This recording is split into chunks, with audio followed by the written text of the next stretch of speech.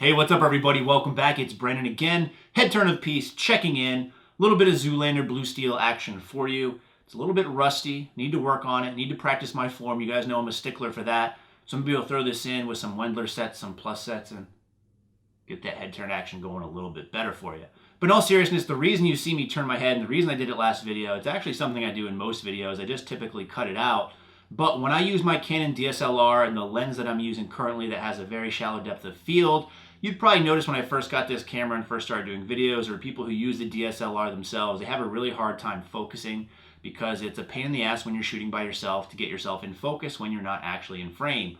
So what a lot of people do is they try to guess, and it ends up being that they're out of focus, or they try to throw something like a hat, a broom, whatever they can in their place where they think they're going to stand, focus it, and then take that thing's place.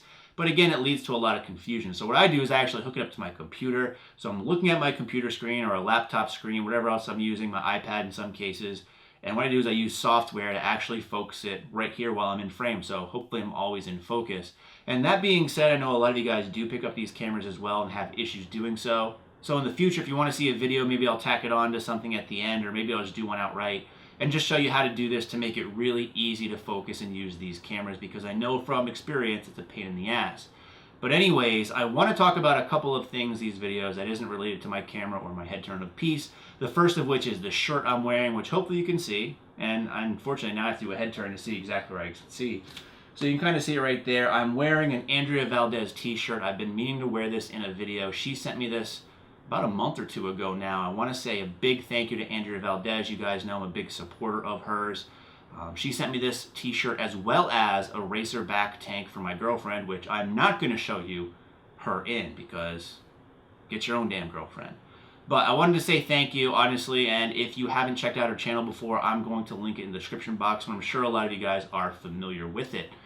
With that too, I've had trouble finding this t-shirt, and that's probably why I haven't been able to wear it. It's been hiding, and in fact, I found it at the very bottom of my dresser, kind of tangled up with this t-shirt. I don't know why, but they seem to be very close and never leave each other's side. So it was actually tangled up with this t-shirt. I don't know what that's all about. But I wanted to update you guys on some other things. First of all, I appreciate everyone showing me support from the last video with Citadel Nutrition in Tier 1. Also, on top of that, I want to say thank you to everyone who reached out to me to say congratulations on the MyFitnessPal achievement. So I just passed a year straight of logging on MyFitnessPal. A lot of you guys said, congrats, good job. And that made me feel really sad about myself that, in fact, I've logged into this website for a year straight, tracking food almost every single day. Some days I missed, but I still logged in to check one thing or another, so that counts as logging in. And that's kind of got to translate to one of the things I want to let you guys know, because commonly when I post pictures of food on my Instagram, or when you see me lifting and you ask me how much I weigh, you ask, am I bulking, am I cutting, when am I planning to do one or the other? So I just want to kind of set the record straight, and that is I've been either at a caloric deficit or at maintenance calories for honestly the past 9 or 10 months. So it's been a long, long time, pretty much since the end of last summer. So that being the case, what I'm going to do is I'm going to start going into caloric surplus. It's been a long time. I'm really excited, and just so you guys know, if you follow me on MyFitnessPal or you see me in my videos, I'm probably going to get a little bit chunky. I'm going to go a little bit overboard the first couple of weeks, because as I just said, it's been 9 or 10 months when I've either been at a deficit or at maintenance and maintaining. So it's been a long time. I'm going to enjoy my food for a couple of weeks, and I'm probably going to put on a couple of pounds right away, which I'm okay with because I've done this plenty of times before. I'll probably try to reel it back in a little bit after, I'd say, this week. So a couple more days of going overboard, and then I'm going to go back to a very slight caloric surplus. That way I can kind of control things a little bit easier. So that's news to a lot of you only because you see me lifting, you see me doing this stuff, and a lot of you have assumed that I've been on a bulk or I've been eating at a surplus, which isn't the case, which is really cool for me because this year, this 9 months that I've been doing a caloric deficit, I've seen great strength gains, as a lot of you guys have witnessed. I've been getting stronger in all my lifts in most cases, which is really cool because I think I went about it the right way instead of jumping into a big deficit. So I never really went into a deficit, more of 100 or 200 calories at most, which was really good for me. I felt I kept a lot of my strength and was still able to see some progress. So that being said, that's also going to translate into my next point, and that is a lot of you guys have been asking about this powerlifting meet. So I made mention of it a couple times in a couple of videos that I thought I was about doing it.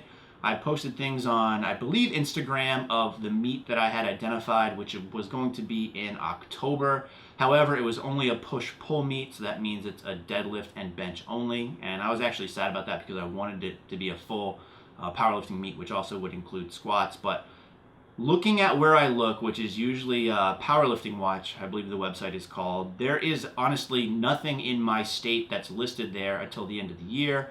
There's only really 2 in Massachusetts, and this was one of the ones that I selected. So in October, there was one in Massachusetts I was going to do. And in Connecticut, I think there's only like 2 till the end of the year also. So there's not really a lot of options close by. However, one of the ones in Connecticut that I looked up today, which is in September 21st to be certain, is a full meet. It's in New Haven, Connecticut. It's an IPA, Connecticut State powerlifting something or other.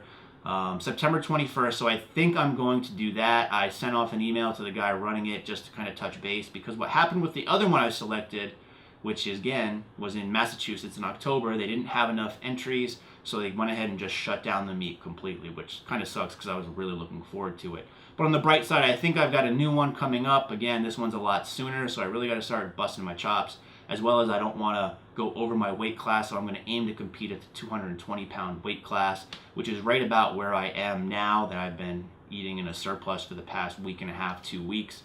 Again, I want to keep it right at 220, probably about 218, 219 to be safe.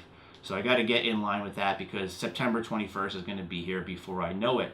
As part of this, if I do compete in there, I'm going to be very, very, very diligent in trying to track the progress leading up to it, the training, as well as the meet itself. If any of you guys are in the area, Rhode Island, Massachusetts, Connecticut, New York, or nearby, and want to do it as well, I highly encourage you to, because it'd be cool. I haven't done a powerlifting meet since I was in high school, and for anyone that knows anything about me, I graduated high school in 1999, so it's been a long, long time since I've done a powerlifting meet, and it would be cool to not only meet you guys, but also compete and push each other as well. So that's my little bit of an update. I hope everyone's training week is going well. I just finished my first cycle of Wendler 531 using the Beyond with Joker sets and whatnot. First cycle being the first 3 weeks. I'm going to up all the weights, and we're going to get after it starting, I believe, on Saturday is when the next 3-week period starts. So, as always, everybody, thanks so much for watching, and stay big.